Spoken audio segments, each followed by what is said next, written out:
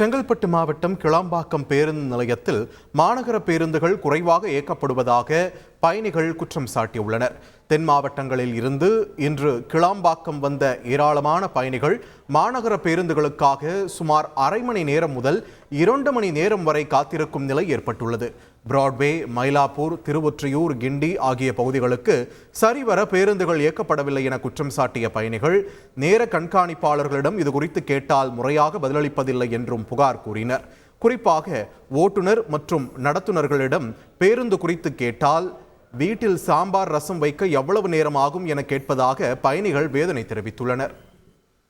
Bus எத்தனை மணிக்குன்னா இன்னும் ஒரு 20 நிமிஷம்னா 2 ஹவர் ஆக போகுதுன்னா நான் பஸ் வரல, இங்கே தான் நிற்கிறேன். ஏன்னா அவங்க வந்து கேட்டதுனால தான் எனக்கு தெரியலன்னு தெரியாது. மேக்ஸில் அவங்க சொன்னாங்க சாம்பார் வைக்க எவ்வளோ நேரம் ஆகும், ரசம் வைக்க எவ்வளோ நேரம் ஆகும்னு உங்களுக்கு தெரியாதா அப்படின்னு சொல்லி கேட்டாங்க. அதெல்லாம் எங்கிட்ட பேசாதீங்க சார் அப்படின்னு சொல்லிட்டு இங்கே தான் சார் நிற்கிறேன். பஸ்ஸு லோக்கல் பஸ் அவ்வளோவா இல்லை, ரொம்ப கம்மியாக இருக்கிறது. நாங்கள் வந்து அரை மணி நேரம் ஆகுது, பஸ் வரல, வெயிட் பண்ணிட்டு இருக்கோம். ரெஸ்பான்ஸ் ஓகே, ரெஸ்பான்ஸ்லாம் ப்ராப்பராக தான் இருக்குது, அது ஒன்றும் இஷ்யூ இல்லை. பட் ஆனால் பஸ்ஸு தான் கொஞ்சம் டிலே இருக்குது.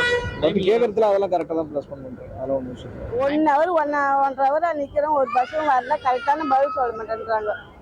இப்போ நாங்கள் இருமுடி கட்டணும், அந்த டைமுக்கு போகணும்னு பார்த்தா போக முடியல.